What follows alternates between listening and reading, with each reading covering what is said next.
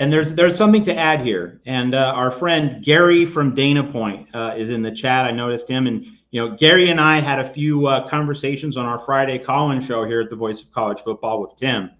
And Gary is on record, and I think it's a perfectly reasonable viewpoint, as are all of Gary's viewpoints. Gary made the perfectly thoughtful, logical argument that USC should continue to try to pitch it around the ballpark on offense, continue to try to score. Why stop being aspirational just because Caleb Williams is gone? Like, there's still Miller Moss, there's still a lot of great wide receivers.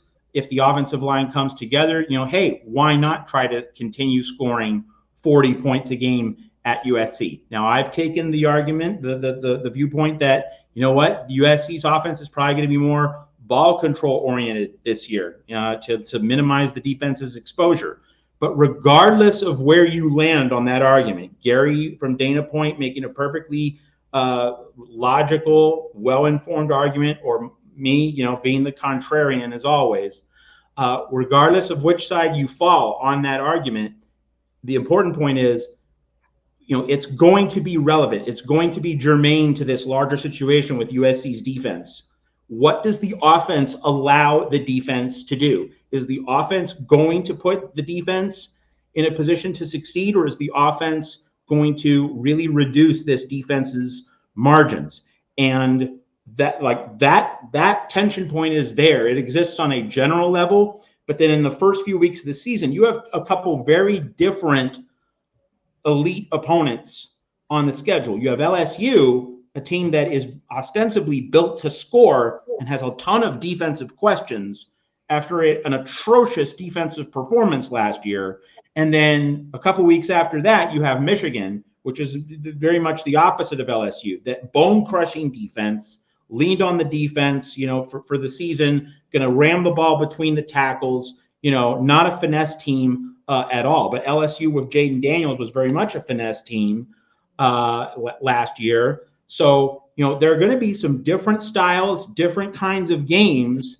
And that underscores the point that, what the needs for the USC defense are against LSU going to be very different from the needs for USC's defense against Michigan, and how the offense enters the picture in terms of facilitating the style of football and ideally the complementary football that USC wants to play in each of those games. Like, these are all parts of a Rubik's Cube, and the alignment of that Rubik's Cube is going to look very different in the LSU game compared to the Michigan game, compared to other games later on in this 2024 schedule. So that's an important part to mention in terms of the larger conversation about this USC defense. And remember that to Matt's point about, ball control, running the ball a lot more, I do think that's Henson has been stacking up with bigger dudes on the line. Look no further than Hayden Treater, who's going to come in. And I think somewhere along his freshman year, I just think he's going to get a look, and at 6'7", 330 or 325, whatever he's already at before he even gets on to campus.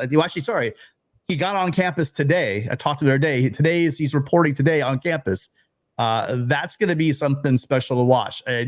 Going along with, Elijah Page, huge, big guy, big sophomore. He's going to be amazing. Tobias Raymond's not there at right tackle. You still have Mason Murphy there, but he'll be pushing him. These are all gigantic guys. When we think about USC linemen, now we're really starting to look at those 6'6", 6'7", 320, 330 guys that we're used to seeing out there.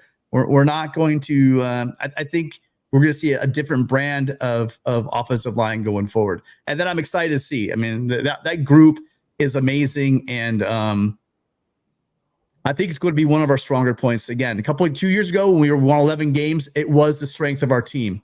This year, it's going to be possible with our wide receiver and our running backs. It's going to be one of the strengths of our team. So it's going to be really, really interesting to see how well, Matt, they can play that game. We also remember the offenses we are playing, I keep banging this drum, are not going to be the fast score offenses we had in the past. They're going to slow the game down for us as well. The question is going to be, though, can this defense get off the field? Because they are, again, thin on the defensive line. So it's going to be, are they allowing these protracted body blows down the field? So in the fourth quarter, they're gassed. We saw that a couple of times last year where it just seems like USC just ran out of steam. Will USC be able to get these defenses or these offenses off the field? And again, I'm very, very confident. It's a great point by Donnell Smith. You know, it's not like UCLA wasn't a tough physical team. You know, they were great against the run last year. We are lacking that gigantic nose tackle that they have and still retained. But I just think you guys are going to see a different type of defense. What we saw the last 2 years with guys running around with their hair on fire and but it seemed like they're lost. I think those days are gone, and I do think that the ability for teams to pick up 3rd and 17, you know, I mean, those days are going to be over because no one's going to be wide open. I do believe that there's a difference between these conferences. However, I believe it's overblown. There are plenty of Pac-12 players that move on to the NFL and play a physical style of football for pay on Sunday and on that defensive side of the football. But I do believe that they're moving into a tougher, more physical league. There's no question about that. But I think some people overplay it, and mostly our friends from some Big Ten schools that we talk to on a daily basis overplay that a bit. Eric Gentry was nicked up a little bit last year, still played in 12 games, but I know that he's not known as a physical player, but he's a very unique player that really jumped off the screen the year before. And I'm interested to see how he's going to look this year, because again, he's a unique player that could cause a lot of havoc.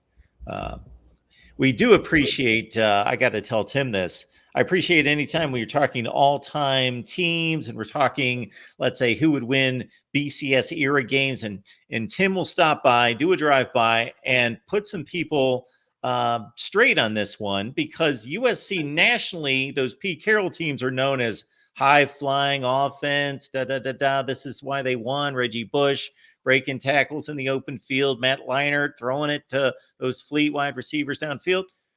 People forget, or they just didn't know or recognize the defenses. Oh my word, on those teams were remarkable, among some of the best that we've seen in college football in the last 40 or 50 years.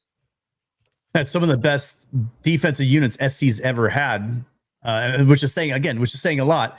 USC through the years are known for our defense. Yes, the running backs and the offensive linemen get all the headlines, and then lately it's been the quarterbacks. But when you just think about the Ronnie Lott, Chip Banks, just all the guys going all the way back, the older guys going back, you look at the Wild Bunch 2 under the Pete Carroll years, that defensive line they had. Look at the linebackers they had in 2008 with Cushing, Maualuga, Maiava, Matthews. Just brutal defenses USC had, and that was the reason why USC was going to win with their offense. They were dominant because of their defenses. That's how you got that game, that Orange Bowl game against Oregon. I mean, against Oklahoma, where it was just, the game was over. That game was over began. Why? Because that defense says, Adrian Peter, we're going to smash you guys. You guys aren't going to get moving. You guys aren't going to get started. And they literally did that to a very good. I mean, there are a number of guys from that Oklahoma offense that went on to the NFL, but that defense just shut them down.